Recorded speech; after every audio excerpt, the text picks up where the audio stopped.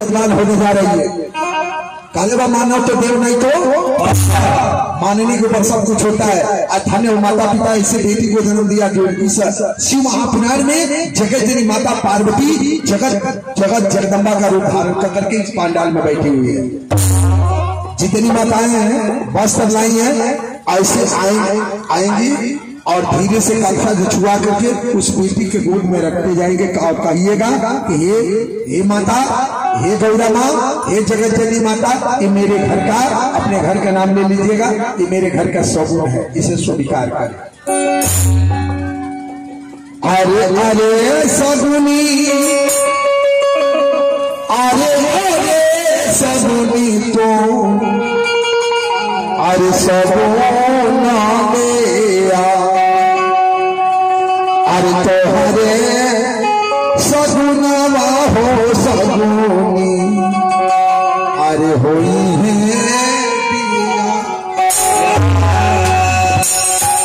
अरे तो हरे सगुनवा हो सगुनी होई है अरे अरे सगुनी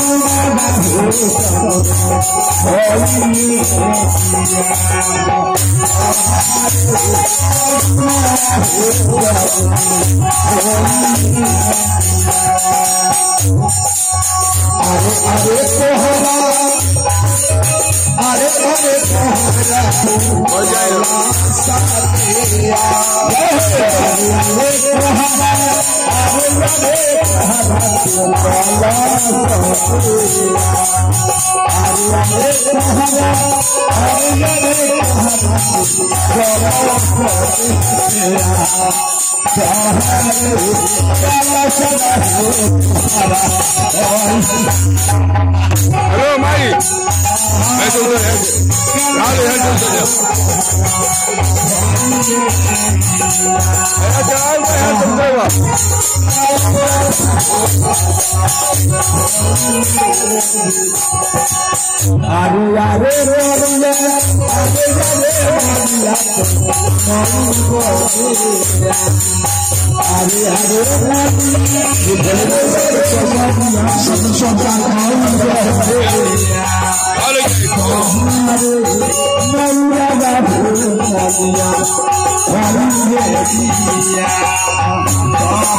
चढ़ा के हर जाए बस।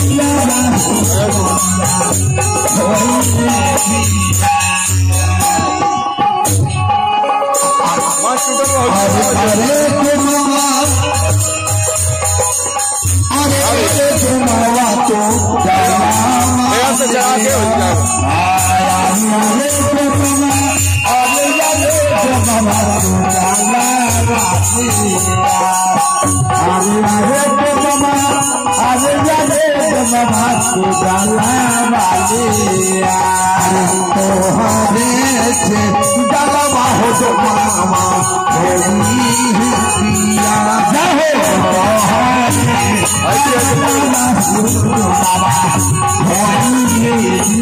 भैया वहाँ बोले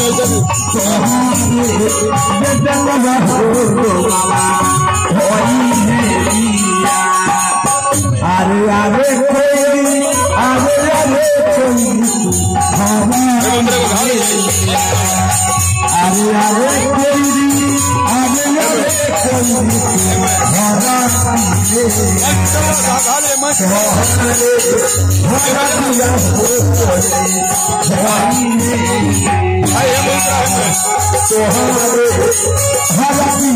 अरे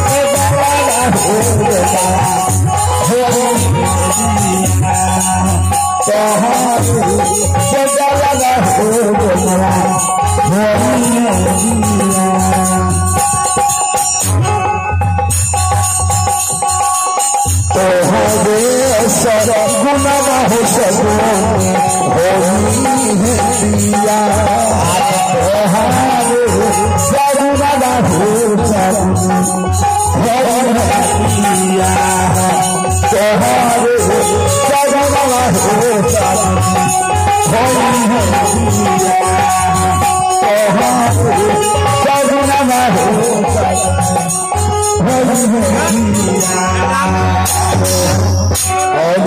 काशी विश्वनाथ की जय।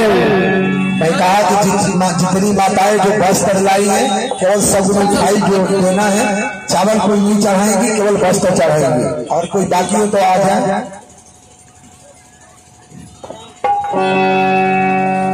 काशी विश्वनाथ की जय। हर हर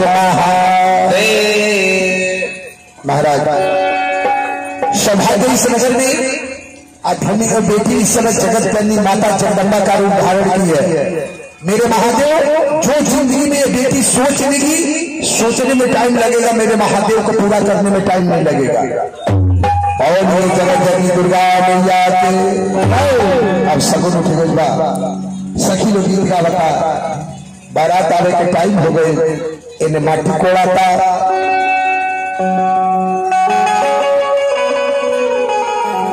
हरि का हवा के पियर माटी। सब लोग आइएगा, जितनी माताएं बैठी है भगवान अगर मोह दिए हैं तो बस से 1 घंटा और आप लोगों का संगत व्यवहार है हमसे। 1-1.5 घंटे के बाद श्री शिवाय नमस्ते फिर जिंदगी रहेगा तो फिर देखा जाएगा। हरि का हवा के पियर माटी। मोबाइल नंबर बोल दे, मोबाइल नंबर लोग कर ले लो। अरे कहाँ के पियर माटी, अरे कहाँ के खुदा रही, अरे कहाँ के सुंदर दुल्ही माटी को रंगता सहे। कहाँ के सुंदर दुल्ही अरे कहाँ के पियर माटी, के खुदा रही, कहाँ के पियर माटी, अरे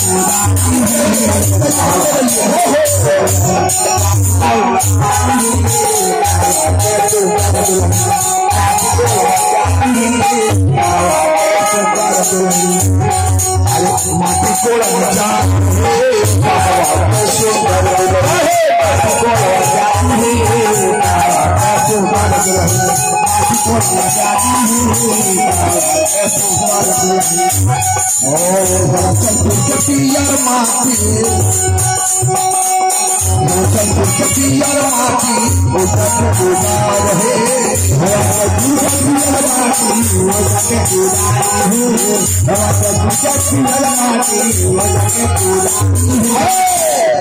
अरे हेमंतपुर के सुंदर दुल्ही माटी को रंगता है।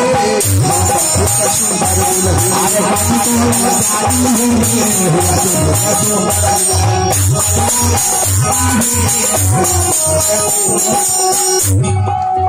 माटी को रंगता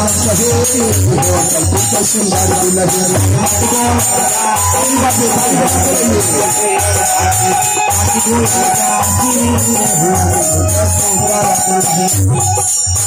जहाँ के पियर माटी, जहाँ के पियर माटी जग उदार है। जहाँ के पियर माटी जग उदार है। जहाँ के पियर माटी जग उदार है। बलि तोला के पियर माटी जग उदार है। बलि तोला के पियर माटी जग उदार है। बलि तोला के पियर माटी बल्ली टोला के ठाकुर हल बैठल घर में। बल्ली टोला के ठाकुर जी के दुल्हन मंदिर बल्ली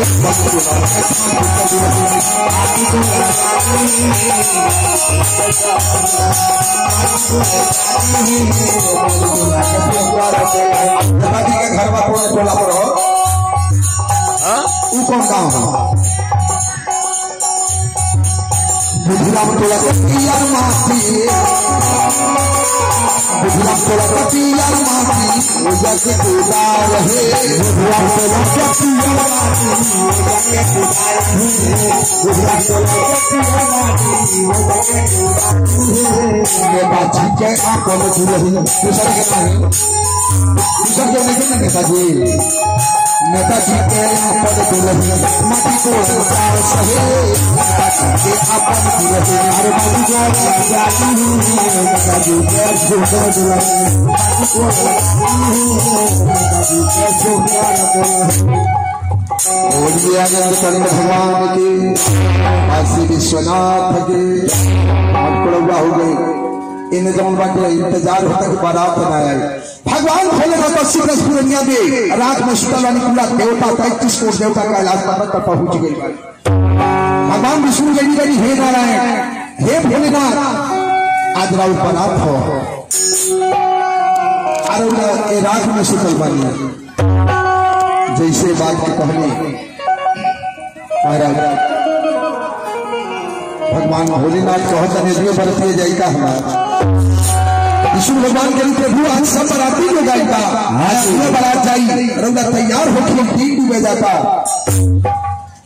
मेरे महादेव देखिए ये माननीय तेजा भगत जी कहाँ से आए हैं? जंगल धूसर गोरखपुर। जंगल धूसर से आए हैं। जंगल धूसर गोरखपुर। माननीय तेजा भगत जी जंगल धूसर गोरखपुर से आए हैं और माननीय महाराज जी का माल्यार्पण कर स्वागत करेंगे। आप जोरदार तालियों से स्वागत करेंगे इनका, जोरदार ताली बजाएंगे। हर हर महादेव। और माननीय बालक बाबा जी इनके द्वारा माननीय हरिशंकर दास जी के द्वारा तेजा भगत जी का स्वागत किया गया जी। और इन्हीं के माध्यम से माननीय तेजा भगत जी के माध्यम से ही माननीय विधायक जी का पदार्पण हुआ था। बहुत खुशी की बात है और बहुत बहुत धन्यवाद इस मंच के माध्यम से। हर हर महादेव। आप जरा सुन लीजिए। अरे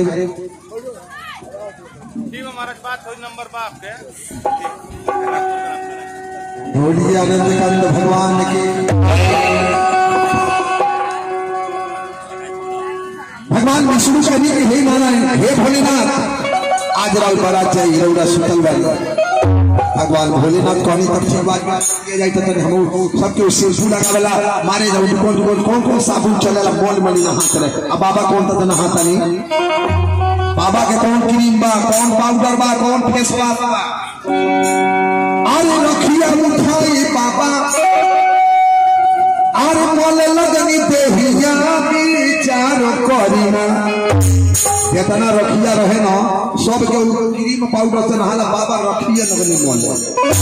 भाभूत कवि कथा सुन लीजिएगा। शंकर जी जो अपने तन पर भाभूत मलते हैं वो भाभूत कोई साधारण नहीं है। बहुत कोई पागल होकर के भाग रहा हो, घर में किसी के कहा हुआ नहीं सुन रहा है, दिमाग उल्टा हो गया, पागल बन गया है, किसी के कहा हुआ नहीं करता है। आप शंकर के मंदिर में जाइए और शंकर जी का भाभूत है उठा करके सुमारी अमावस्या के दिन शंकर को लगा करके लाकर उसके सर पर भाभूत लगाना शुरू करिए। कई दिन के अंदर ऑटोमेटिक शांत हो जाएगा। कोई उसको पागल नहीं कर सकता है, एकदम शांत हो जाएगा, एकदम बहुत अच्छा विचार का हो जाएगा। ये भाभूत में इतनी ताकत है हमारा। बाबा भोलेनाथ राखी फोटो तनी अपने देही में भाभूत माला तनी। अरे रखिया उठाई बाबा और बोल लगनी देहिया विचार करिना, चलनी अपने ससुराल।